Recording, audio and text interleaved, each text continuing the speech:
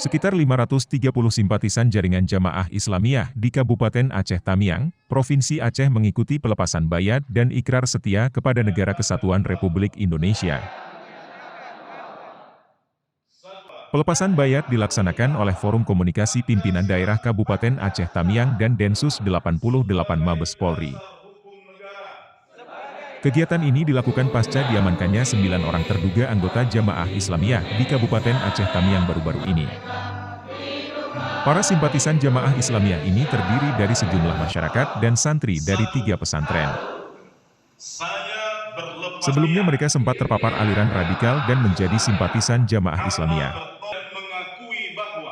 Para simpatisan organisasi terlarang ini disumpah dan berjanji setia pada Negara Kesatuan Republik Indonesia dan berkomitmen menolak paham radikal bersama masyarakat.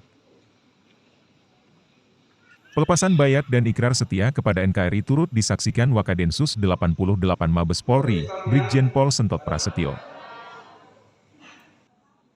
Wakil Bupati Aceh Tamiang, Insyafudin, berterima kasih dan mengapresiasi masyarakat yang sebelumnya terpapar paham radikal dan mau kembali berikrar untuk setia terhadap NKRI. Pelepasan bayat ini merupakan suatu terobosan awal untuk lebih lanjut.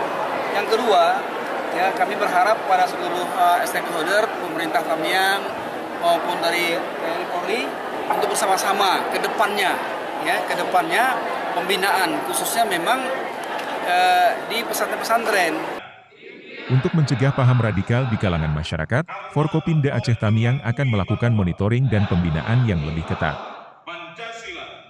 Sebelumnya pemerintah menetapkan Jamaah Islamiyah merupakan organisasi terlarang setelah terkait sejumlah serangan teror yang terjadi di Indonesia. Tim Liputan Aceh Video.